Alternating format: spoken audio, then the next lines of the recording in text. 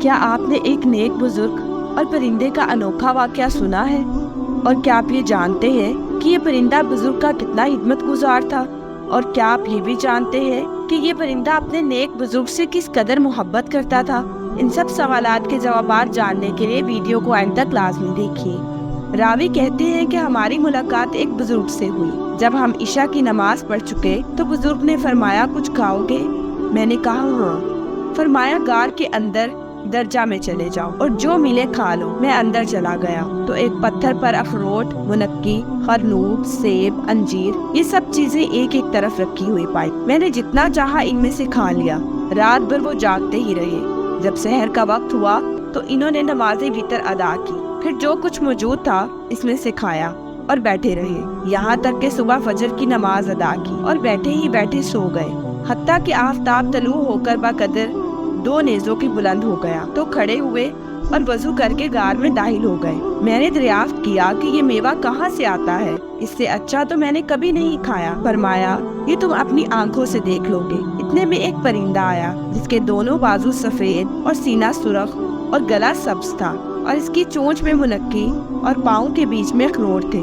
اس نے منکی کو منکی پر اور اخروٹ کو اخروٹ پر رکھا۔ جب اس کے پروں کی آخر سنی تو فرمایا، تو نے دیکھ لیا؟ میں نے کہا ہاں۔ فرمایا، یہی پرندہ میرے پاس یہ چیزیں لاتا ہے 30 سال سے۔ میں نے پوچھا، دن میں کتنی بار آتا جاتا ہے؟ فرمایا، 7 بار۔ میں نے حساب کیا تو 15 بار آیا اور چلا گیا۔ میں نے ان سے ذکر کیا تو فرمایا، تمہارے واسطے 1 بار زیادہ لاتا ہے، اور ان کا لباس ایک چال کا تھا جو کیلے کے مثل تھا۔ میں نے پوچھا، یہ کہاں سے آپ کے پاس آتا ہے؟ فرمایا، یہی پرندہ عاشورہ کے روز 10 ٹکڑے اس چال کے لاتا ہے، میں اس کا کرتا یا پاجامہ بنا لیتا ہوں۔ ان کے پاس ایک سوا بھی تھا جس سے وہ چال سیتے تھے، اور وہی پھٹی پرانی چال کے ٹکڑے ان کے نیچے بچھے ہوئے تھے، اور ان کے پاس ایک پتھر تھا جس میں پانی ڈال کر اس کا پانی بالوں پر ملا جاتا تو بال اکھڑ جاتے۔ ایک دن میں ان کے پاس بیٹھا ہی تھا کہ 7 آدمی ان کے پاس آئے جن کی آنکھیں لمبائی کی جانب پھری ہوئی تھی اور سرخ تھی، اور ان کا لباس ان کے بال ہی تھے۔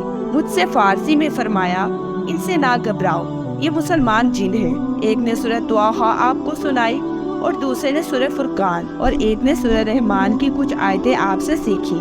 میں ان کے پاس 24 روز تک رہا، پھر مجھ سے فرمایا کہ اپنا قصہ بیان کر، تو میرے پاس یہاں کیوں کر پہنچا ہے؟ میں نے قصہ بیان کیا۔ فرمایا، اگر تیرا یہ قصہ پہلے معلوم ہوتا تو تجھے اپنے پاس اتنے دنوں نہ رہنے دیتا۔ تو نے اپنے ساتھیوں کو پریشان کیا ہے، انہیں تاخیر کے سبب سے ندامت ہوگی۔ تمہارا ان کے پاس لوٹ جانا میرے پاس ٹھہرے رہنے سے زیادہ اچھا ہے۔ میں نے کہا، میں راستہ نہیں جانتا۔ آپ خاموش ہو رہے۔ جب زوال کا وقت آیا تو فرمایا، اٹھو چلو۔ میں نے کہا، مجھے کچھ نصیحتیں کیجیے۔ فرمایا، ادب سیکھو اور بھوکا رہنا اختیار کرو۔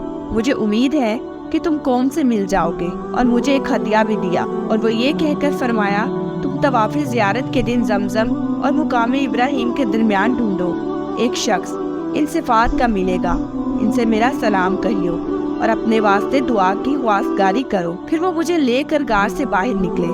دیکھا تو ایک درندہ غار کے دروازے کے باہر کھڑا ہے۔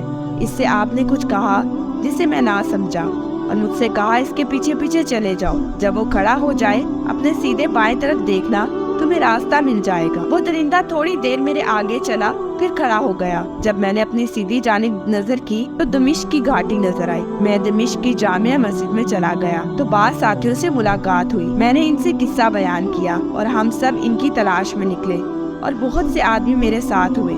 چنانچہ ہم اسی پہاڑ اور چشمے پر پہنچے، اور 3 دن تک اس غار کو ڈھونڈا، مگر اس کا پتہ نہ چلا۔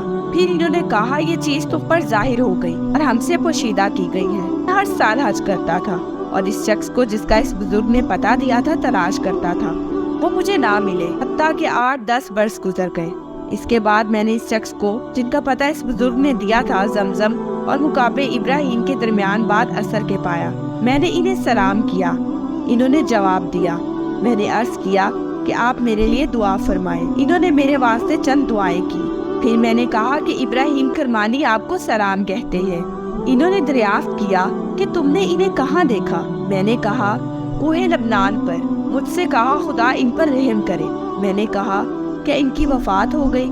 کہا، इसी वक्त मैंने इनको इनके भाइयों के हमरा गार में दफन किया है और इनकी नमाज जनाजा अदा की है। जब हम गुस्ल देते थे तो इस वक्त वो परिंदा जो इनके लिए मेवे लाया करता था गिर पड़ा और पर मारते मारते मर गया। हमने इसे भी इनके पाँव के पास दफना दिया। फिर वो शख्स तवाफ के वास्ते चले गए। इसके बाद मैंने इन्हें कभी नहीं देखा। बेशक अल्लाह वालों की शान ही निराली होती है। अल्लाह से ताल्लुक जुड़ने के बाद ये दुनिया से बेनियाज हो जाते हैं। इन्हें दुनिया के असबाब की कोई जरूरत नहीं रहती और अल्लाह ताला खुद गैब से इनकी मदद फरमाते हैं। अल्लाह ताला हमें भी नेक बनने की तौफीक अता फरमाए, आमीन। मुझे उम्मीद है कि नाज़रीन के लिए आज की वीडियो बहुत ही दिलचस्प और मालूमाती रही होगी और अगर आप चाहते हैं कि हम ऐसे ही आपके साथ अहम मौजू शेयर करते रहे तो हमारे चैनल को लाइक, शेयर और सब्सक्राइब करना मत भूलें और बेल आइकन का बटन जरूर प्रेस किया करें ताकि हर नई वीडियो का नोटिफिकेशन आपको आपकी स्क्रीन पर मिले। अब मैं आपसे इजाजत चाहूंगी। शुक्रिया। अल्लाह हाफिज।